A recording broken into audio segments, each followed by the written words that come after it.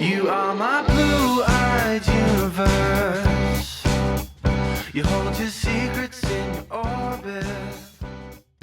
Hi, I'm Trevor Christensen with the Music Lounge. I'm here today with Courtney, Kendrick, Sarah Wiley, Mindy Gledhill, and Justin Hackworth. They're all the founders of the Provo Rooftop Concert Series, which is a free concert series held in Provo, Utah.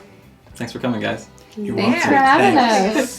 Yahoo! Glad to be here. So how did the series start? Well, this is what happened. Provo City wanted to revitalize downtown. So they put together a group of people that could help in that endeavor. And one of the areas that they were hoping to revitalize was the arts in downtown Provo. And there was a lot of talk kind of about maybe we could have some street dancers come or flash mobs, and I was like, this isn't, I didn't have the ideas, but I knew that I knew people who would have good ideas. So I called Sarah and Mindy and Justin and said, would you guys be on our board? Because I need help and I think we need help. And so on our very first meeting together, I think this idea came up to do a downtown concert series, right? Mm-hmm. And here's the cool thing. So of course Mindy has a background in music, right? Mm-hmm. Well, Sarah has been producing concerts for years. And then I just have enthusiasm, which counts for a whole lot. No, listen, the idea came up for these concerts, and I said, I know how to put on a concert, but it's not a sure thing, right? I've put on tons of concerts, even if they're free, that nobody comes to. So I said, I can put on a concert, I can make sure it's good, I can make sure we've got, good performers and a stage and a sound guy and everything, but I don't know how to get the people there. So then Courtney said, I know how to get people there. All the people there. And we did it, right? Well, and I remember the first show, we had no idea if anyone would come. Yeah. I mean, really, we got like 20 people maybe. And we had like zero press, right? Yeah. It seems like about 500 people came, and it was so great. Yeah. We were really relieved that we got people there. Yeah, so the idea is to take that first Friday downtown and just make downtown shine. Just, to have people strolling the galleries and to have our rooftop experience and to go to the restaurants and shut down Center Street and have everybody around. And we're kind of the flagship experience, So that was pretty intimidating at first. Take me through your thought process. Well, we had a lot of naysayers. And my husband might have been one of them. And my mother who was on the city council was also another. It'll never happen. That's what she said to me. I was like, no, it will happen, Cindy. At that moment, I was like, we're doing this. Yeah, so when we had our first concert and had 500 people there, then we finally realized, okay, this could work. And then we had our next concert, and there were about 1,500 people there, and we thought, wow, this is growing fast. And then it's just kind of grown since then, every concert, so.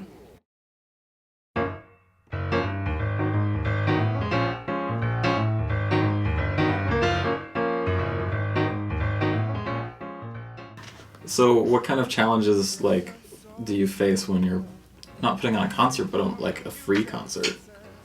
Money is a big one. Yeah. Figuring out how to pay for it. And that's getting a little easier this year. Now that's kind of more of an established thing. The first year was harder. But one of my problems is that I just always think, well, it's okay if only 500 people come, which is kind of preparing myself for worst case scenario. But then I'm not necessarily prepared when 4,000 people come, right? Last year, our September concert was Imagine Dragons. And right before it started, there wasn't very many people there, and Sarah called me on the phone. I don't know where she was, but we were all, at the venue. And she called me and she's like, nobody's coming. I know nobody's coming. 4,000 people showed up, but they all showed up late because that's the crowd, But yeah, at the beginning, it was like a couple families on blankets, and we were like, "Oh no!" Who got trampled later? Yeah, who had sorry about that. By the way, because it was unsafe for families that concert. But anyway, yeah, I know it is. It's a little nerve-wracking. Yeah.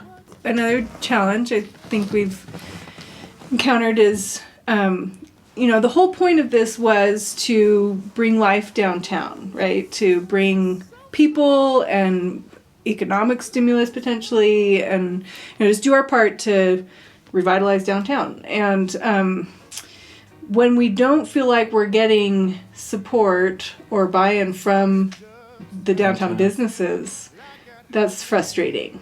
Because, we say, well, we brought 2,000 people here on Friday night, so what did you do for them? Did you stay open later or sell food on the sidewalk or put your banners up? Or, there's so many things welcome them, just being welcome. Yeah, and not complain about them coming in to use your bathrooms or whatever.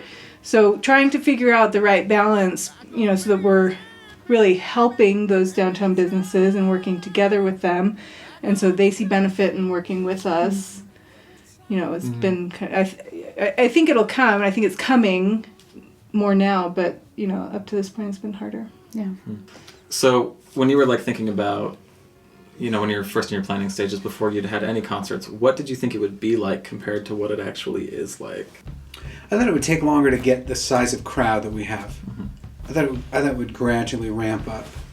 When we were looking at spaces, we looked at a deck that might hold 150 people, and that was an option for us. We thought, well, maybe we could have it here. So that would have been a terrible idea. And we've gone back and forth a lot on the question of whether it's, should we have local artists or should we bring in some kind of national touring artists and whatever. And so we've kind of come to focusing on local artists at this point. Partly budget was a reason for that, but also we've realized that there's a lot of great talent that can support this kind of a thing. I would agree with Justin. The main thing is just I didn't realize how Growth. big it would get, Yeah. how quickly.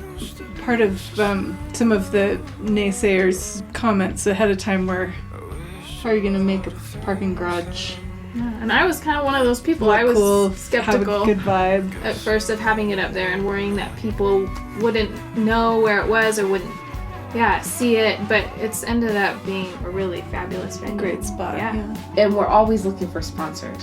So that's something that is an ongoing process and all year round. That's the one thing that we talk and work on. I mean, we could ask everyone to pay $1 when they come on stage and probably pay for every concert that way. But yeah, by having and I like that it provides the businesses a way to be more involved. So we love the businesses that are proactive about their sponsorship too, that come after us, and then they know what it'll do for them, and they come to the concerts and. Yeah, we have been able to boost the businesses, and then they notice a difference in their bottom line. I think that's great. Also, we love the people who come to our concerts, and we feel like if they're going to make the effort to come, and sometimes they have to come 2 hours early and set up and sit on their blankets and wait and play cards, and then we want to treat them well, right? With a great production and a free concert, and we are so grateful that they show up. You've had a lot of success very quickly. What do you attribute your success to? One is, I think we've managed to produce high quality concerts every time. So even if they don't know who the artist is, they're willing to come just for that. Two, it's free. And Provo is always looking for things that are free, right? But not always if they're bad things, right? We've been to bad free things, then we don't want to go back to that. Yes, yeah. If it's a good free thing, then people are going to come. 3 is Courtney. She will never admit it, but she has I'll let you say it for me. We've made choices on the production and on the artists and whatever to fit a lot of, what we know her audience would, be interested in. Or she said, I really want to introduce my audience to certain things, and so we've always had that in mind, and she downplays her contribution in that way, that there's no way that we would have had near the numbers that we had without her name and reputation behind it.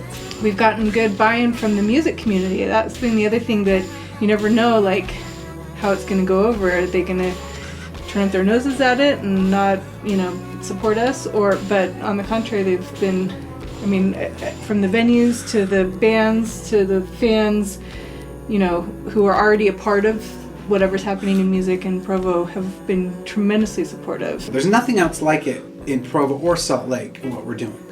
And so I think that's important. If you think of it like a brand, I think we've made some really smart choices. And the combination of the four of us together, I think it works really well. I think we all care a lot about our downtown. Like, it's such a beautiful, it's a treasure. Yeah. Our downtown Provo, and it's been really sad, I think, to see some of it, fall by the wayside over the years, and to see businesses close down through the tough times in the economy. And we actually all just really care about it, and we wanted to see it come back to life. And I feel like we're seeing that happen. Yeah.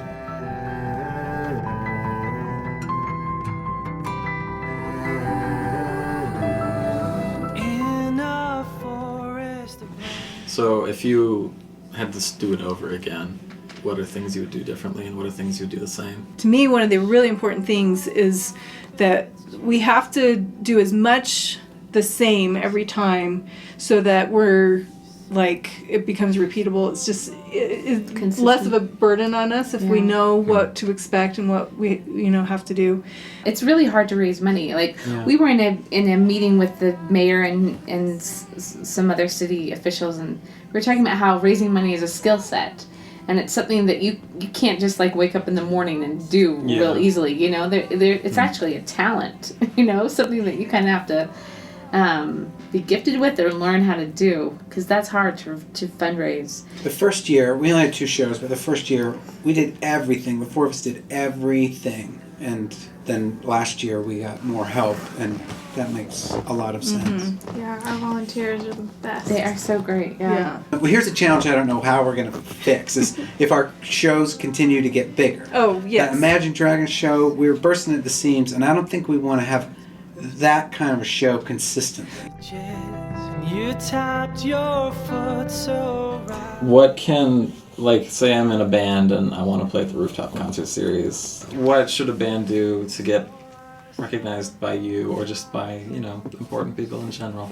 If a band is being recognized, in the community on its own, then we'll recognize the band. Mm-hmm. So I would say don't, just try to get the Rooftop Concert Series attention. You need to work on just focusing on your career as a whole, and you'll get noticed. Okay, so where can people find out more about you? The website is rooftopconcertseries.com, and we have, after the show, we always put pictures up from the show, and that also has the full lineup for our upcoming year. And we have a Facebook page. We do. Rooftop Concert Series. Facebook.com/Rooftop Concert Series. And our Twitter handle. Mm-hmm. We are at Rooftop Concerts, by the way, on Twitter. And we do live tweeting through our shows and tweet fun facts about the artists that are performing. All right, well, thank you guys for coming. Thanks for having us. Yeah, we'll see you at the concerts. Yeah, see you at the rooftops. That's a good sign out.